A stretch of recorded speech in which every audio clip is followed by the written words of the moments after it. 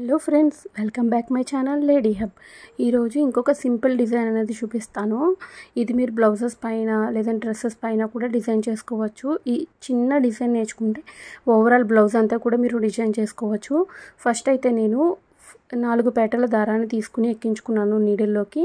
దాన్ని 2 వైపులా కలిపి ముడి వేసేస్తే 8 దారాలు అవుతాయి కదా.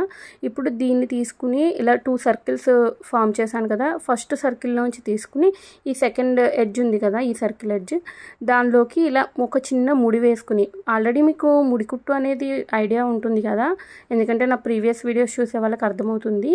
నేను ఆల్రెడీ షేర్ చేశాను ముడి కుట్టు ఎలా వేసుకోవాలని. సేమ్ అలాగే కానీ ఇంకొంచెం, ఇప్పుడు చెప్పాను కదా, ఒక లైన్ నుండి ఇంకొక లైన్కి ఆ విధంగా ముడి వేసుకోవాలి. ఇది స్టార్టింగ్ చూస్తే ఇలా ఉంటుంది, కానీ లుక్ ఫినిష్ అయ్యాక అంటే మొత్తం అంతా కుట్టేశాక చాలా బాగుంటుంది లుక్ అనేది. ఎందుకంటే మనకి స్టార్టింగ్ ఇలా చేసుకుంటూ వెళ్తే తెలియదు అంతగా, అంటే ఏదో వస్తుందిలే అని. అండ్ ఇంకొకటి, మీరు కొంచెం బాగా ప్రాక్టీస్ చేయాలి. ఇలా ఇరుక్కుంటుంది అనమాట దారం అనేది. మనం మెల్లిగా చాలా జాగ్రత్తగా తీసుకుంటూ లాక్కోవాలి దారాన్ని, కింద దారాన్ని.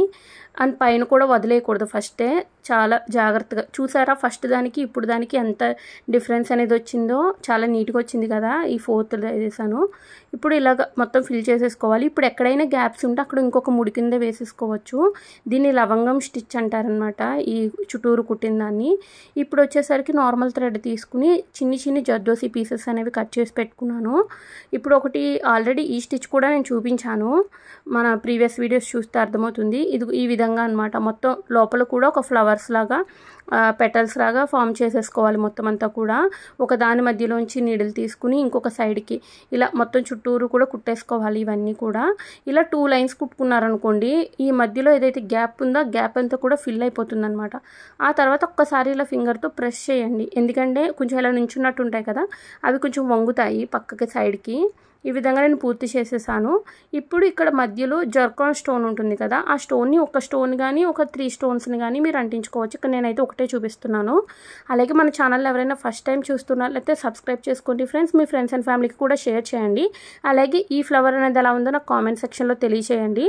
అలాగే సబ్స్క్రైబ్ చేసుకున్న తర్వాత పక్కనే ఉన్న బెల్ ఐకాన్ ఆన్ చేసి పెట్టుకున్నట్లయితే నేను నెక్స్ట్ ఏ వీడియో చేసినా కూడా మీకు నోటిఫికేషన్ అనేది అందుతుంది. అలాగే చివరి వరకు చూసినందుకు థ్యాంక్ యూ సో మచ్.